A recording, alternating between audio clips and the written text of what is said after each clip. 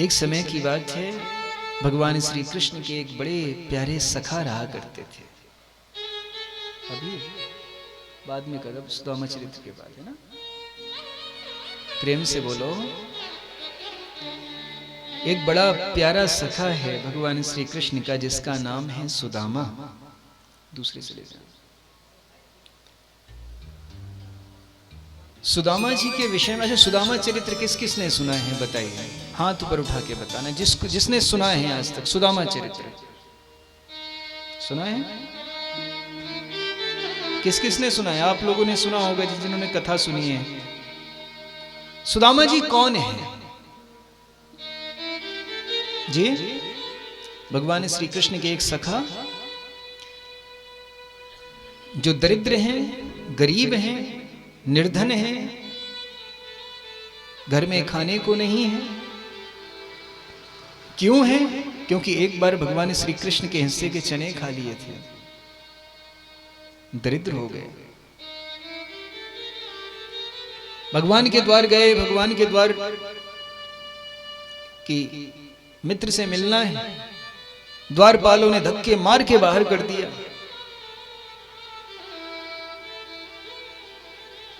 भगवान श्री कृष्ण ने 3 मुट्ठी तंदूलों के कारण उनको संपूर्ण राज्य दे दिया, संपूर्ण सृष्टि का सुख प्रदान कर दिया, है ना? यही सुना है? गलत सुना है, सरासर गलत सुना है। पूछो क्यों? पहली बात, जन सामान्य सुदामा जी के विषय में कहते हैं दरिद्र थे, ब्राह्मण, दरिद्र ब्राह्मण थे।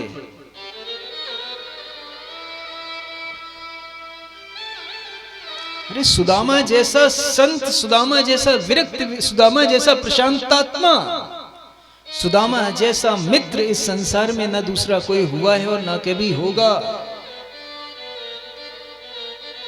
सुदामा जी, पहली बात तो नाम में ही जिसके सु लगा हो, सुदामा। क्या अर्थ है सुदामा का? सु अच्छा, दामा जामा, ये जो वस्त्र पहने, शरीर जो आपका है, इनकी इंद्रियां जिसकी अच्छी हों वही सुदामा है।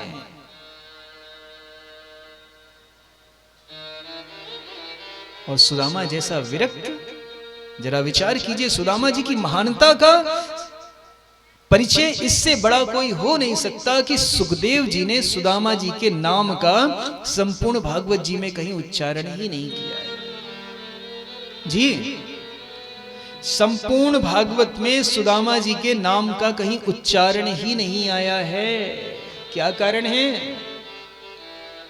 विचार कीजिए, हम किसका नाम नहीं लेते? अपने जीवन में किसका नाम नहीं पुकारना चाहिए? अपने से बड़े का।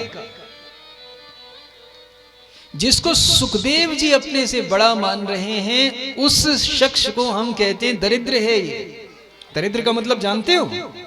असंतुष्टो परम दरिद्र। जो असंतुष्ट है उसे दरिद्र कहते हैं। लेकिन यहां देखिए, यहां सुखदेव जैसे संत, परम निष्ठावान ठाकुर की, ऐसे संत जो कि माया के डर से 12 वर्ष तक गर्भ के अंदर रहे,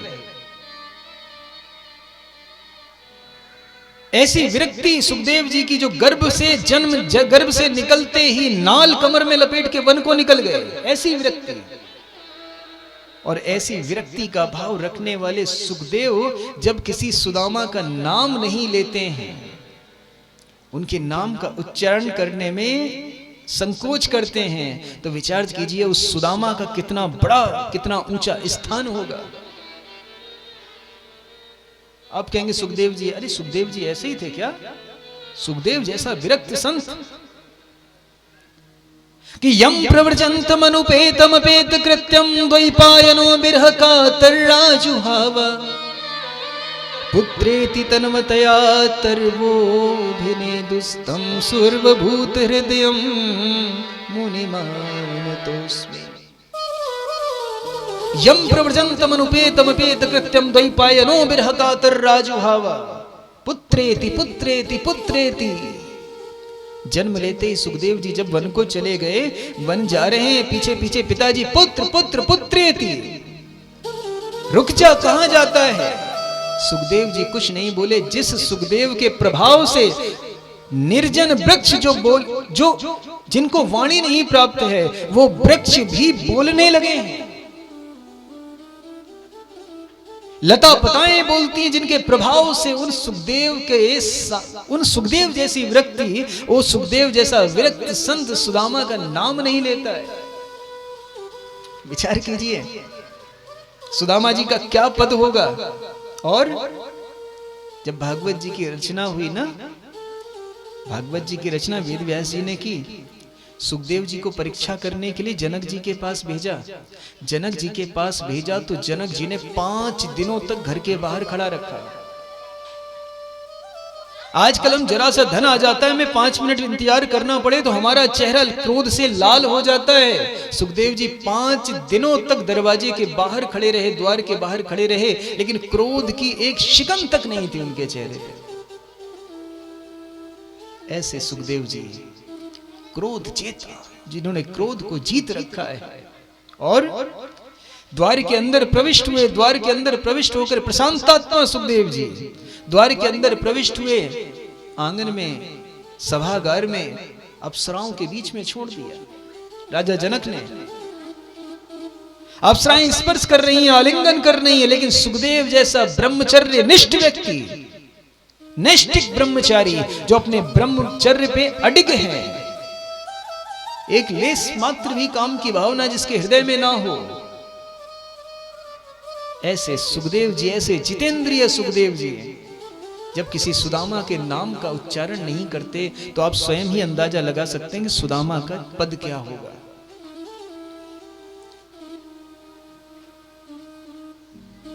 कि कृष्ण स्यासीद सखा कश्चिद ब्राह्मणो ब्रह्मवित्तमा। क्या कहते हैं? सुखदेव जी ने नाम नहीं लिया, नाम ना लेकर के कहते हैं कि एक कृष्ण का सखा था। कि कृष्ण स्यासीद सखा कश्चिद ब्राह्मणो ब्रह्मवित्तमा विरक्त इंद्रियार्थेषु प्रशांतात्मा जितेंद्रिय। लिखते हैं कृष्ण का एक सखा था। कैसा सखा? ब्राह्मणों ब्रह्मवित्तमा, जो ब्रह्म को जानता था ऐसा सखा। हम कहते हैं ब्राह्मण जाति में जन्म ले ले तो पूजने, ना, ब्राह्मण किसे कहते हैं? ब्रह्म जानती थी ब्राह्मण। जो ब्रह्म को जानता है, जो ब्रह्म को समझता है, उसे वास्तविक ब्राह्मण कहते हैं। जिसका आज हमने क्या कहा था, संत एक आचरण है, तो ब्राह्मणत्व भी एक आचरण है। केवल जाति भर में जन्म लेने से ब्राह्मण ब्राह्मण नहीं हो जाता है। लेकिन आजकल के तथाकथित ब्राह्मण एक ही चौपाई को पकड़ के पूजिए विप्र सकल गुणहीना शूद्रना गुणगण वेद प्रवीणा, समाज में असंतुलन पैदा करते हैं। ये गलत है। ब्राह्मण, जब सुदामा जी के, एक बात बताइए, जब सुदामा जी को लिखना था ब्राह्मण ब्रह्मवित्तमा, क्यों लिखा ब्रह्मवित्तमा? अरे ब्राह्मण भी तो लिख सकते थे। लिखा ब्रह्मवित्तमा क्योंकि कहना चाहते हैं कि ब्राह्मण, सच्चा ब्राह्मण वही होता है जो ब्रह्म को जानने का प्रयास करे, उसी को वास्तविक ब्राह्मण कहते हैं। विरक्त इंद्रियार्थेषु, विरक्ति है जिसके हृदय में, जो सिर्फ इंद्रियों को तृप्त हो जाए, ये पेट में केवल उतना अन्न पहुंच जाए कि ये चलता रहे, जो खाने के लिए नहीं जीता, जो जीने के लिए खाता हो। प्रशांतात्मा, जो हर परिस्थिति में प्रसन्न रहता हो, सुख क्या दुख क्या उसे फर्क नहीं पड़ता। याद रखना, ये सुख दुख सिर्फ हमारी सोच का ही फर्क है। जो हर परिस्थिति में प्रसन्न रहता है और जितेंद्रिय है, जिसका वश अपनी इंद्रियों पे है, ना कि वो इंद्रियों के वश में है। ऐसे हैं सुदामा जी। सुदामा जी के विषय में एक चरित्र आता है, संतों के मुख से सुना दास ने। लोगों ने कहा कि, अच्छा लोगों ने क्या कहा? लोगों ने जो टीवी में देख लिया बस वही सुना दिया। कहते हैं कि कृष्ण के हिस्से के चने खा लिए सुदामा ने, इसलिए दरिद्र हो गए। कैसी मूर्खतापूर्ण बात है। जो इतना संतुष्ट ब्राह्मण है कि जिस अवस्था में रह रहा है उसी अवस्था में स्वयं की अवस्था को स्वीकार करने वाला ब्राह्मण, वो कृष्ण के चने कैसे खा सकता है?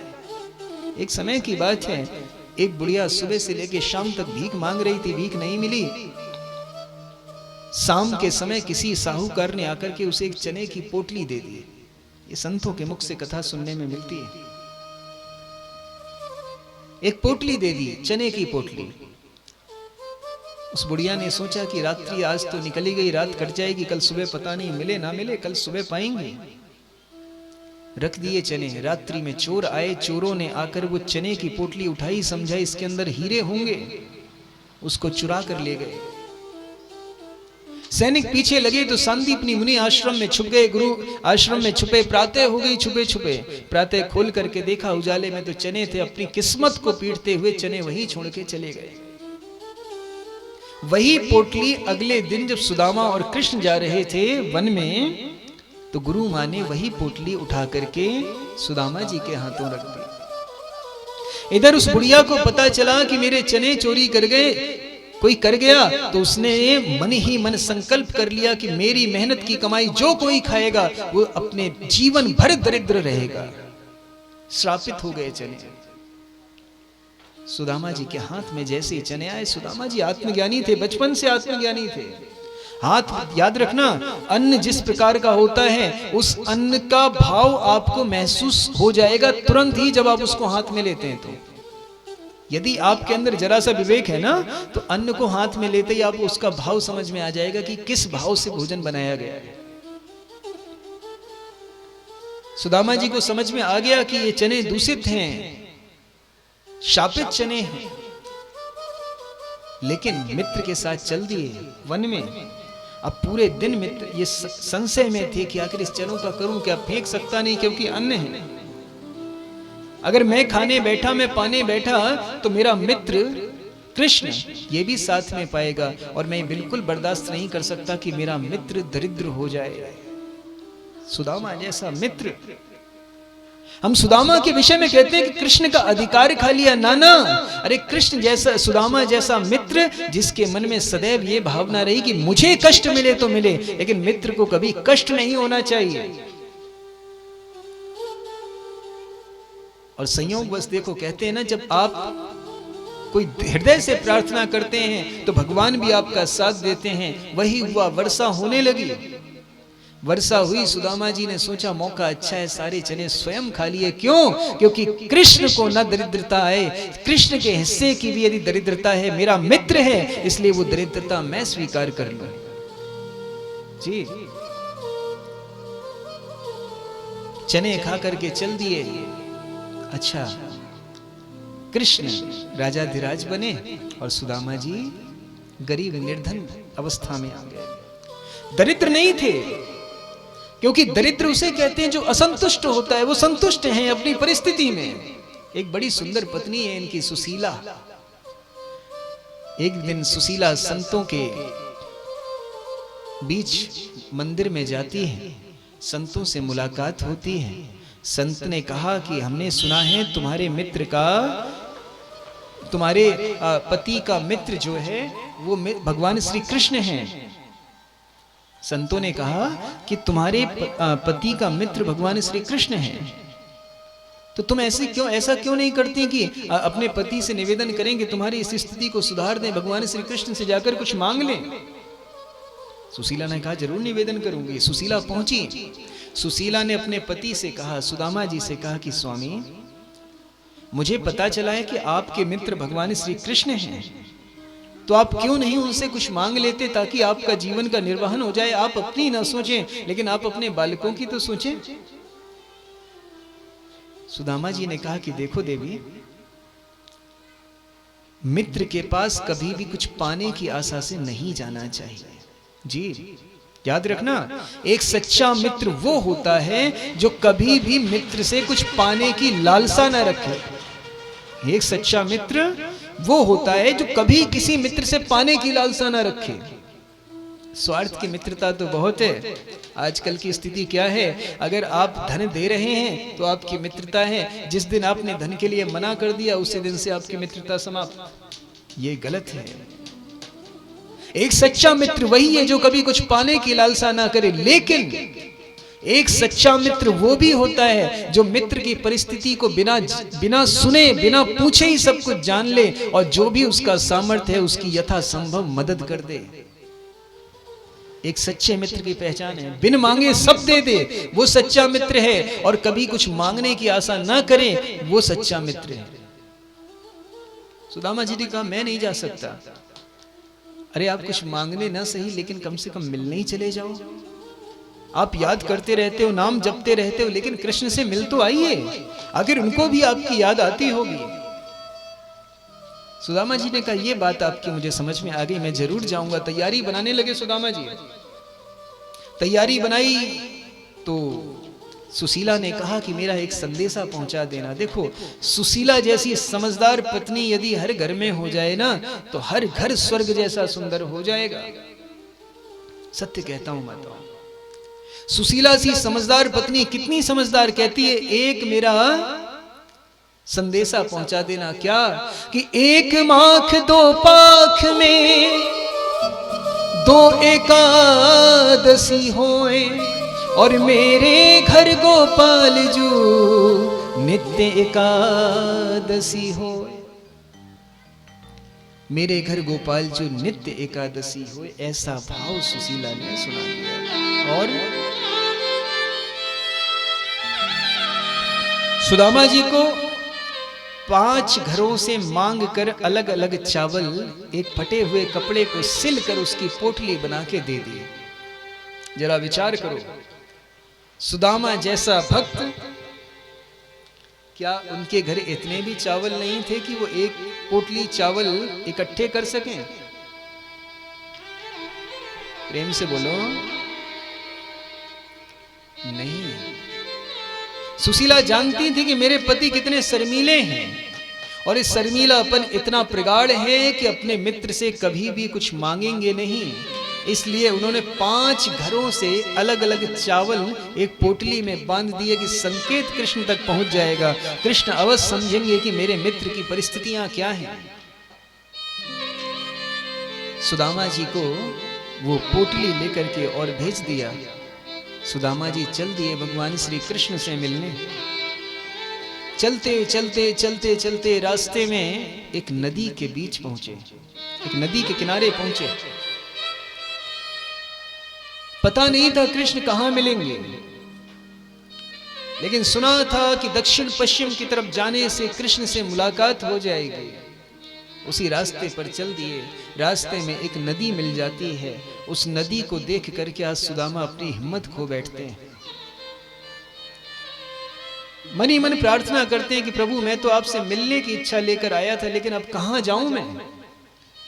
ये नदी कैसे पार करूं? मुझे तो तैरना भी नहीं आता, इतनी गहरी नदी में कैसे पार करूं?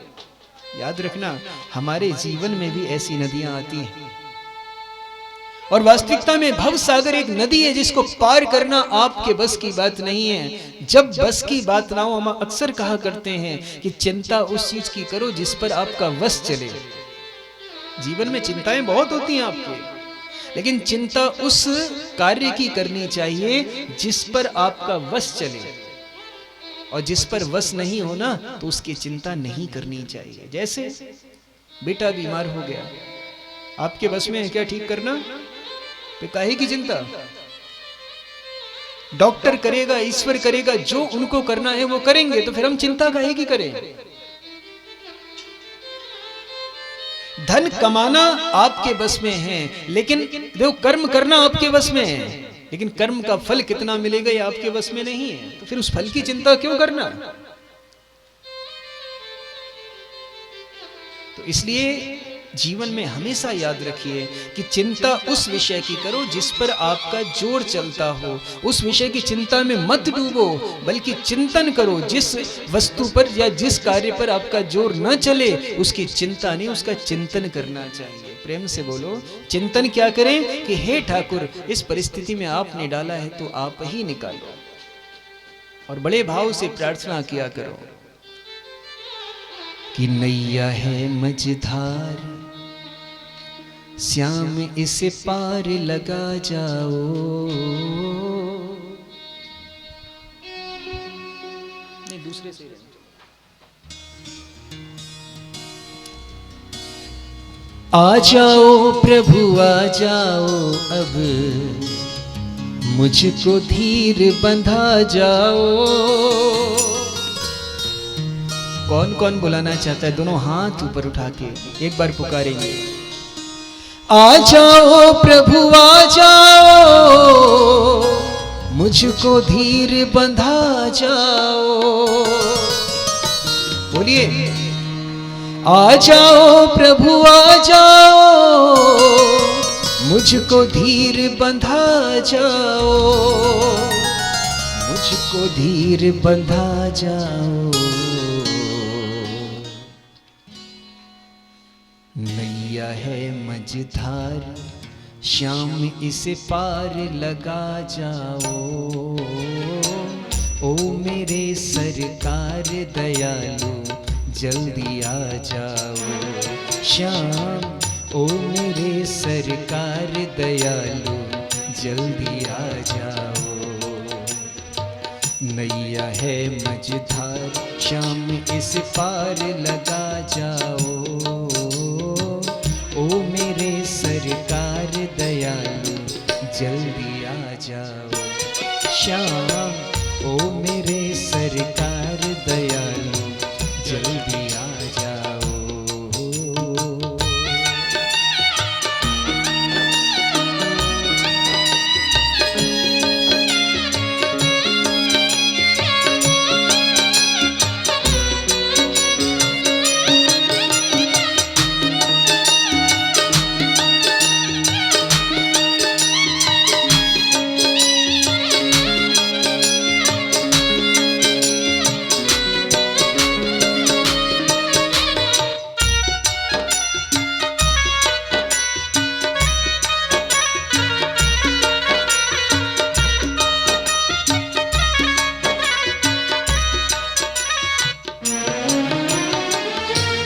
गाइए थोड़ी आवाज।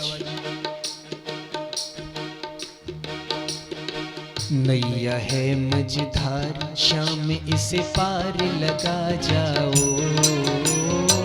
ओ मेरे सरकार दयालु, जल्दी आ जाओ। श्याम ओ मेरे सरकार दयालु, जल्दी आ जाओ। और क्या कहना है?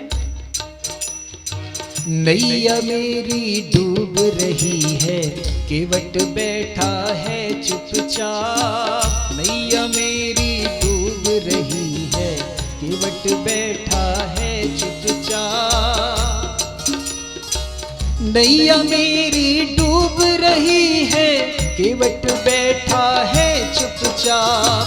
नैया मेरी डूब रही है, केवट बैठा है चुपचाप। मेरी बर्बादी की लीला कैसे देख रहे हो आप?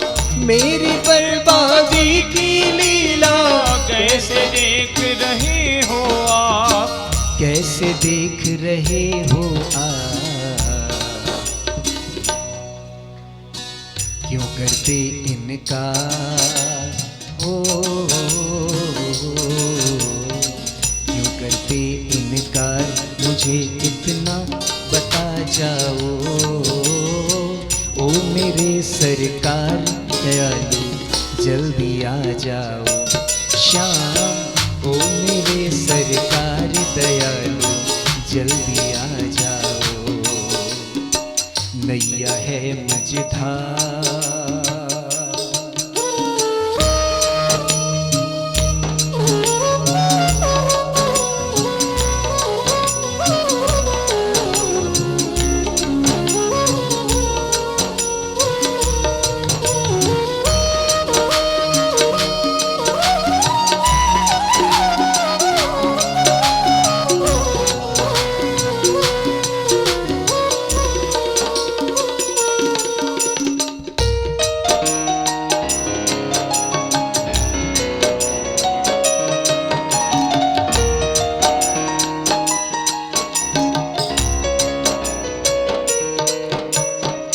तूफानों से लड़ते लड़ते हार गया है दास तेरा।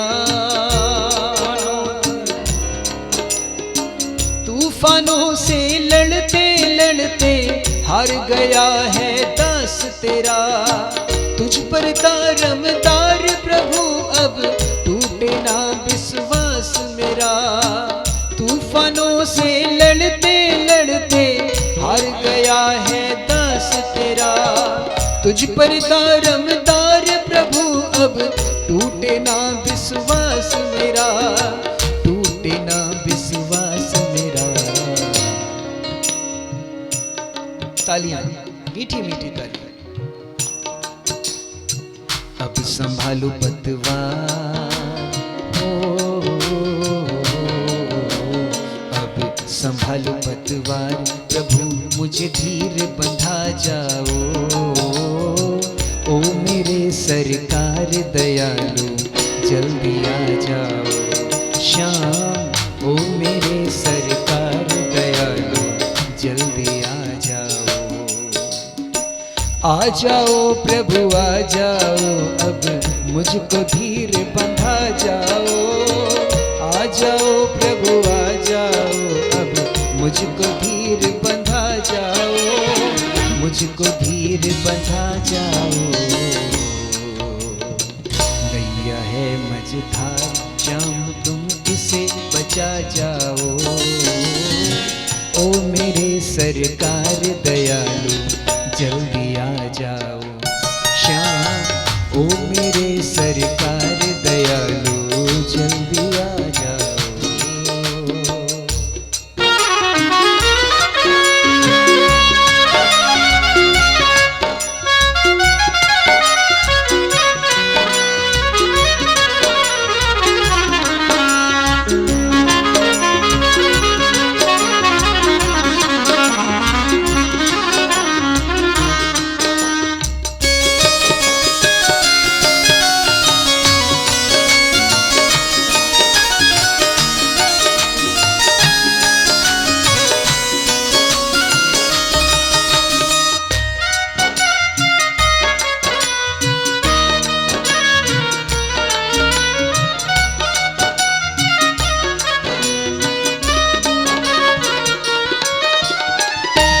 भंवर में दूजा केवट श्याम कहाँ से लाऊं मैं। गाइए। बीच भंवर में दूजा केवट श्याम कहाँ से लाऊं मैं।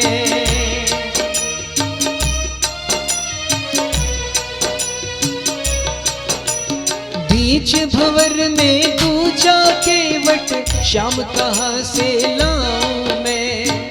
तुझ बिन रक्षा हो नहीं सकती कितना भी चिल्लाऊं मैं, कितना भी चिल्लाऊं मैं। तेरा ही आधार हो, तेरा ही आधार भंवर से इसे बचा जाओ। ओ मेरे सरकार दयालु जल्दी आ जाओ। श्याम ओ मेरे सरकार दयालु जल्दी आ जाओ।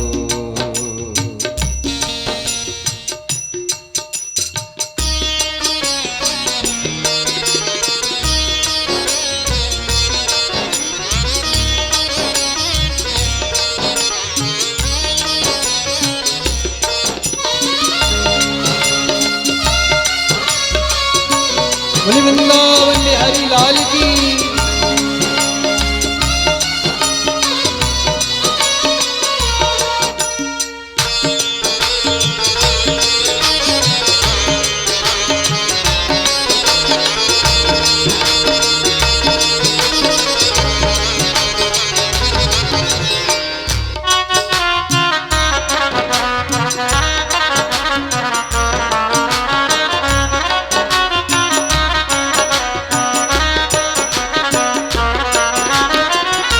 दयालु नाम तिहारा, नाम की लाज रखो सरकार। दीन दयालु नाम तिहारा, नाम की लाज रखो सरकार। थोड़ी सी कर कृपा कर दो, हो जाएगा बेड़ा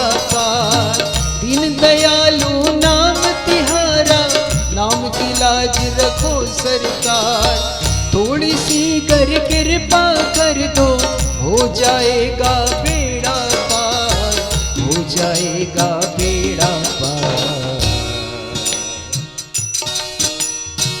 दास है लाचार हो,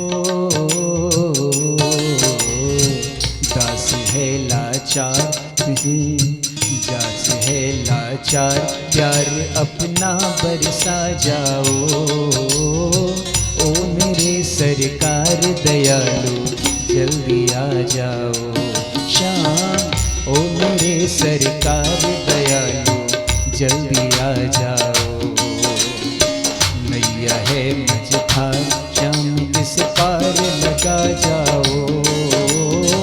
ओ मेरे सरकार दयालु जल्दी आ जाओ श्याम, ओ मेरे सरकार दयालु जल्दी आ जाओ।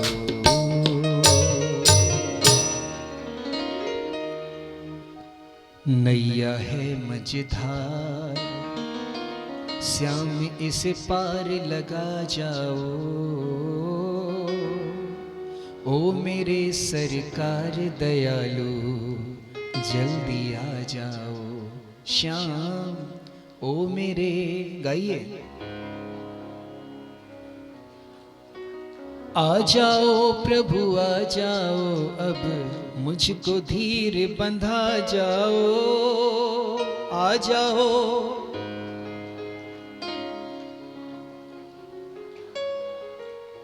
आ जाओ प्रभु आ जाओ, मुझको धीर बंधा जाओ।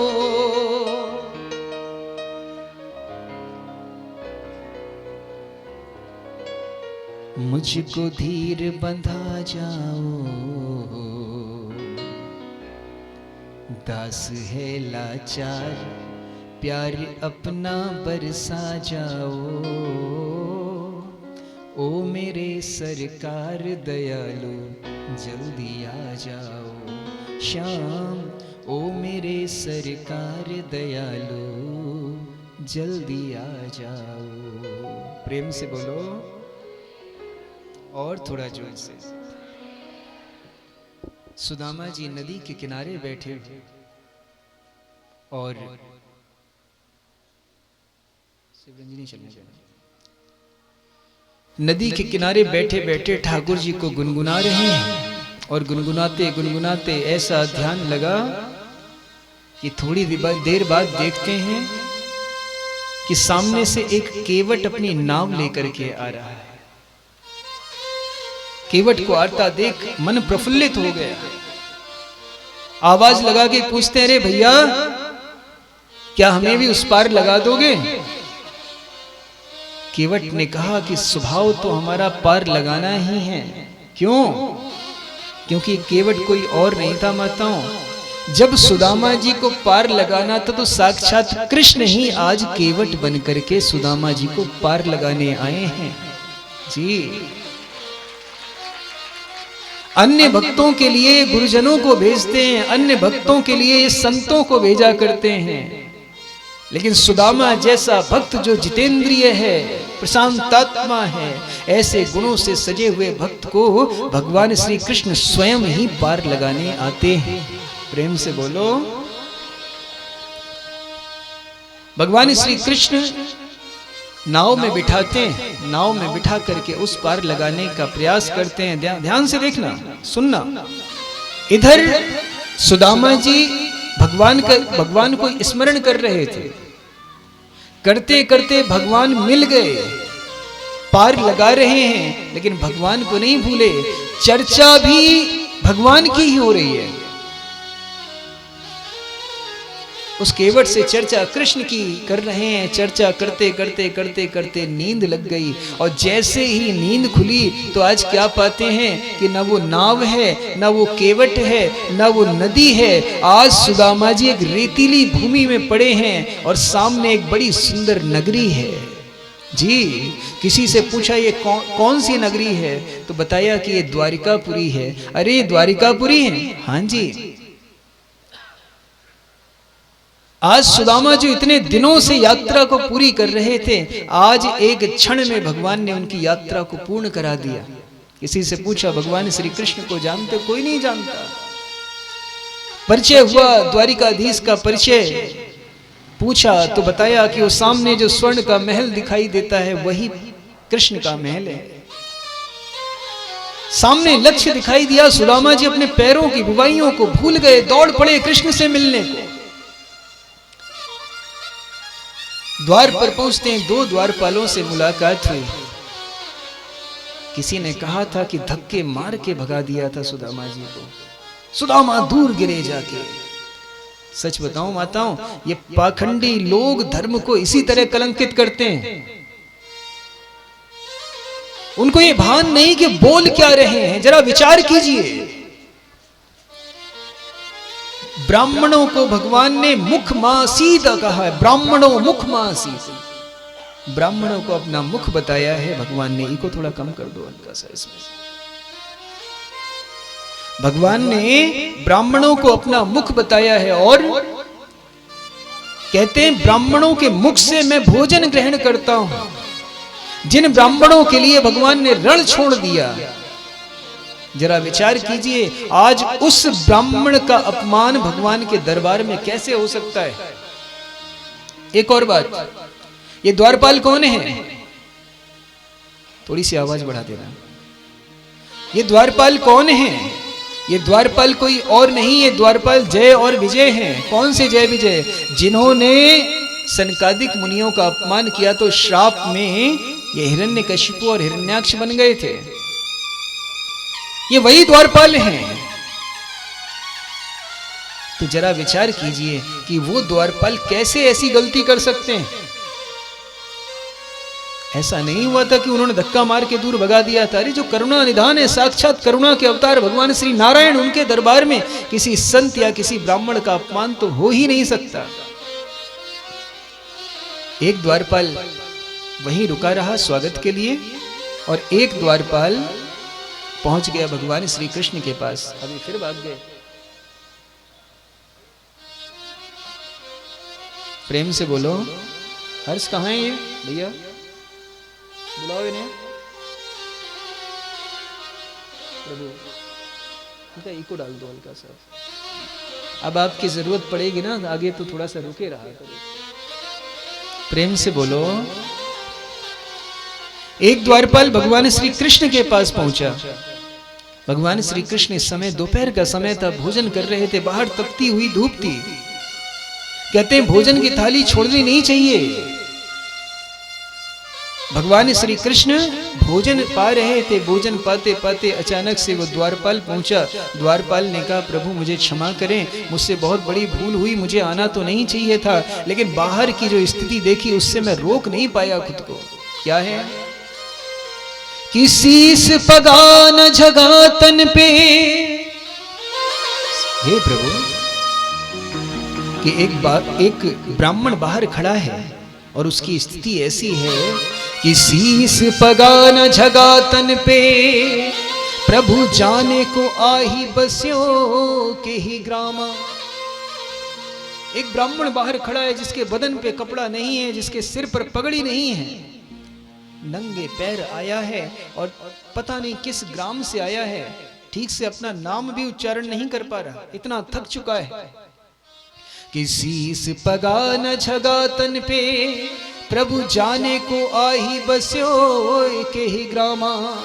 और धोती पटी सिलटी दुपटी, अरुपाय उपानह की नहीं सामा। धोती फटी हुई है, बदन पे कपड़ा नहीं है। ऐसी स्थिति है कि उस दुर्बल ब्राह्मण का स्वरूप देख करके मेरा हृदय द्रवित हो रहा है। कि द्वार खड़ो द्विज दुर्बल एक, रहो चकिसो वसुधा अभिरामा। एक दुर्बल ब्राह्मण बाहर खड़ा है और चारों तरफ निहार रहा है। कि द्वार खड़ो द्विज दुर्बल एक, रहो चकिसो वसुधा अभिरामा। पूछ पूछत दीन दयाल को नाम, आपका नाम पूछ रहा है कि पूछत दीन दयाल को नाम, बतावत आपनो नाम सुदामा। जैसे ही भगवान श्री कृष्ण ने सुना कि कोई सुदामा नाम का ब्राह्मण खड़ा है बाहर द्वार पर, अपने सखा की याद आ गई कृष्ण को। सारी छवियां उनके मस्तक पटल पर स्मरण में आने लगी। दौड़ पड़े, उसी क्षण थाली छोड़ दी और थाली छोड़ करके भगवान दौड़ पड़े। किसी ने कहा रे अंगवस्त्र तो ओढ़ लो।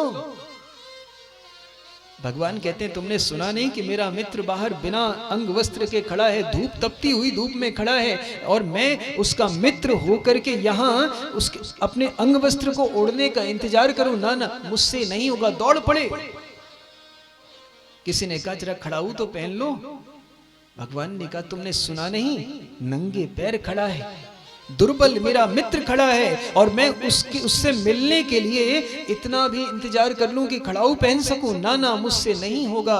दौड़ पड़े कृष्ण, दौड़े दौड़े पहुंचे बाहर, देखा सामने सुदामा खड़े हैं। सुदामा का स्वरूप देख करके आज भाव विभोर हो गए कृष्ण। दौड़ के जाकर उनको गले से लगा लिया।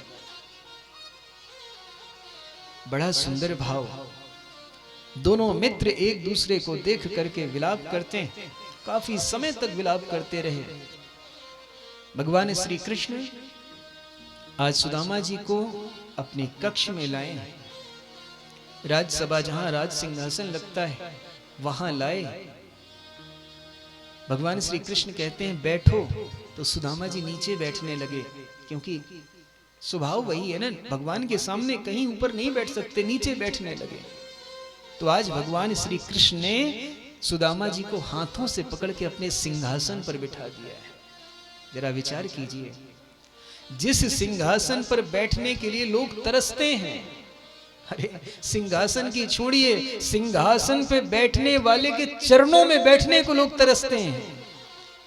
आज वो द्वारिकाधीश, वो नारायण आज सुदामा जी को अपने सिंहासन पर बिठा रहे हैं। क्यों?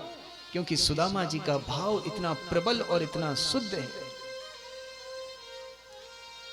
सुदामा जी को बिठाया सिंहासन पर, आदेश दिया कि जाओ मेरे मित्र के पैरों का धोवन करना है, चरण धोने हैं, जाकर जल लेकर आओ।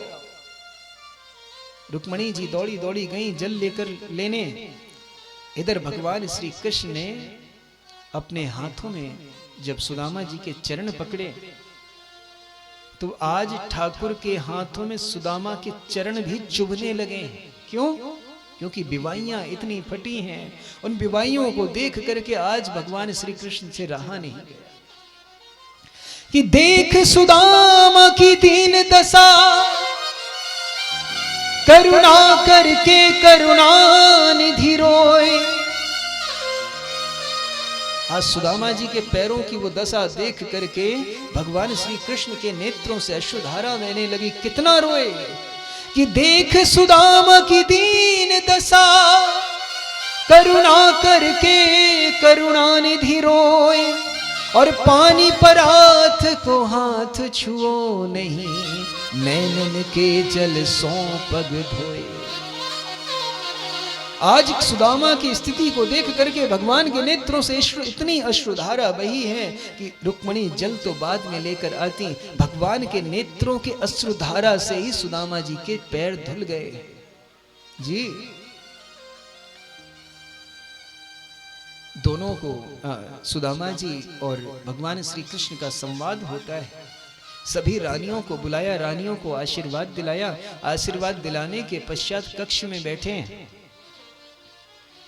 सुदामा जी के चरणों की सेवा कर रहे हैं भगवान, और रुक्मणी जी पंखा जल रही हैं, सत्यभामा पास में खड़ी हैं, चमर हिला रही हैं। तभी सुदामा जी से पूछते हैं भगवान श्री कृष्ण, मैंने सुना है तुम्हारा विवाह हो गया है? हाँ मित्र, विवाह हो गया। तो भाभी ने मेरे लिए कोई संदेशा, कोई उपहार नहीं भेजा? तो पोटली तो छुपा रहे हैं सुदामा, पोटली छुपा रहे हैं, और संदेशा बोल दिया कि 1 मास 2 पाख में 2 एकादशी हुए, मेरे घर गोपाल जो नित्य एकादशी हुए। क्या अर्थ है इसका? कभी चर्चा की, कभी विचार किया? लोग कहते हैं सुशीला ये बताना चाहती थी कि मेरे घर में प्रतिदिन एकादशी होती है, अर्थात प्रतिदिन भूखे रहते हैं। हे गोपाल जी, लोग तो महीने में 2 दिन भूखा रहा करते हैं, लेकिन मेरे घर प्रतिदिन एकादशी होती है, प्रतिदिन हम लोग भूखे रहते हैं। लेकिन ये गलत भावना है। सुशीला देखिए, जिसका पति इतना संतुष्ट हो ना, पत्नी भी उतना ही प्रभाव पत्नी पे भी रहता है। सुशीला असंतुष्ट नहीं थी। सुशीला ये नहीं कहना चाहती थी कि मेरे घर में गरीबी है। सुशीला ने बड़ा सुंदर संकेत का, जरा विचार कीजिए, एकादशी क्यों रखते हैं? एकादशी भूखा रहने के लिए रखते हो क्या? और एकादशी शब्द ही क्यों रखा? क्योंकि एकादशी होती है नारायण को याद करने के लिए। महीने में 2 दिन ऐसे दिए संतों ने कि महीने भर ना सही, लेकिन महीने में 2 दिन तो आप भगवान को याद कर ही लोगे, इसलिए 2 एकादशी महीने में रख दी। तो सुशीला कहना चाहती हैं कि प्रभु 1 मास 2 पाख में 2 एकादशी हुए। लोगों के यहाँ तो 2 एकादशी, अर्थात लोग तो आपको 2 दिन ही याद करते हैं, लेकिन हमारे ऊपर आपकी ऐसी कृपा है, ऐसी कृपा है कि हम प्रतिदिन हर क्षण आपको याद करते रहते हैं।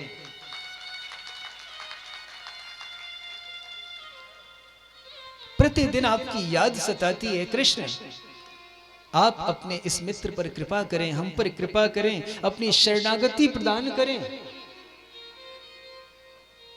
भगवान ने छीन करके सुदामा जी से तंदूलों की पोटली ली, 2 मुट्ठी खाई, 2 मुट्ठी में संपूर्ण सृष्टि के साम्राज्य का सुख दे दिया। तीसरी मुट्ठी लेने वाले थे, रानियों ने रोक लिया, सभी रानियों को प्रसाद बांटा, सबने अपने अपने अनुसार आशीर्वचन दे दिया। 2 दिन सुदामा रुके हैं, 2 दिन के बाद जाने लगे। क्यों? क्योंकि 2 दिन से ज्यादा मित्र के यहाँ कभी रुकना नहीं चाहिए। सुदामा जाते हैं तो कृष्ण ने कहा कि मेरा एक संदेशा भाभी को कह देना। क्या? कि 1 मास 2 पाख में 2 एकादशी होए, और मेरे घर गोपाल जू नित्य एकादशी हो। ये भाव सुशीला का। तो श्री कृष्ण कहते हैं, सुनिए, कि होनी थी सो हो गई, कि होनी थी सो हो गई, पर अब ना ऐसी हो, भाभी तेरे भवन में नित्य द्वादशी हो। क्या अर्थ है? अब ये द्वादशी कहां से आ गई? अर्थ ये है, देखो, एकादशी और द्वादशी में फर्क एक ही है कि एकादशी में भगवान को याद करते हैं लेकिन उपवास रख के, लेकिन द्वादशी में भी भगवान को याद किया जाता है लेकिन भरे पेट। तो भगवान ने कहा, मैं समझता हूं तुम एकादशी रखती हो, महीने भर एकादशी रखती हो, मुझे याद करती हो, लेकिन आज से मेरी ऐसी कृपा होगी कि तुम्हें भूखा नहीं रहना पड़ेगा। आज के बाद तुम मुझे तो याद रखोगी, लेकिन तुम्हारे जीवन में धन धान्य की संपदा सदैव भरी रहेगी। बात समझ में आई? 2 दिन सुदामा रुके, और जब जाने लगे ना, तो जो खड़ाऊ, जो वस्त्र सुदामा जी को दिए गए थे भगवान श्री कृष्ण ने जो दिए थे, वो भी उन्होंने वापस अपने स्थान पर रख दिए, छोड़ के चले। वही पुराना जो फटा हुआ अंग वस्त्र पहना था, उसी को पहन के जा रहे हैं। इसे कहते हैं सच्चा मित्र। मित्र दे रहा है लेकिन लेने की लालसा नहीं है, सब कुछ वहीं छोड़ के चल दिए और अपने घर को प्रस्थान कर गए। प्रेम से बोलो। इधर अपने घर पहुंचे हैं, नगर में पहुंचे सुदामापुरी, तो चारों तरफ महलों का अंबार लगा हुआ था, वहां कुटिया तो थी नहीं। सुदामा जी पहचान नहीं पा रहे कि मेरा घर कौन सा है। एक महल के सामने पहुंचे तो वहां द्वारपाल खड़े हैं। द्वारपालों के मध्य से उनकी सुशीला दौड़ी चली आ रही है, अपने पति का स्वागत किया। और सुदामा जी जो झोंपड़ी में रहा करते थे, 2 तंदूलों के दान मात्र से, भगवान श्री कृष्ण को 2 तंदूलों के दान मात्र से आज राजाओं की तरह अपना जीवन निर्वहन करते रहे। प्रेम से बोलो। तो याद रखना, अगर आप जीवन यापन करते हुए कृष्ण को भूल जाते हैं तो फिर दरिद्रता घर कर जाएगी। लेकिन यदि कृष्ण को नहीं भूलते तो एक ना एक दिन ऐसा जरूर आएगा जिस दिन आपके पास संपूर्ण धन और सुविधाएं होंगी। बस शर्त यही है कि परिस्थिति कोई भी हो, ठाकुर को नहीं भूलना है। प्रेम से बोलो, कर से कर्म करो बदिनाना, मन राख्यो जहां कृपा निधाना। अपने हाथों से अपने कर्मों को करते चलिए, जो आपके कर्तव्य है उनका निर्वहन करते चलिए और ठाकुर जी के नाम का स्मरण करते चलिए। प्रेम से बोलो।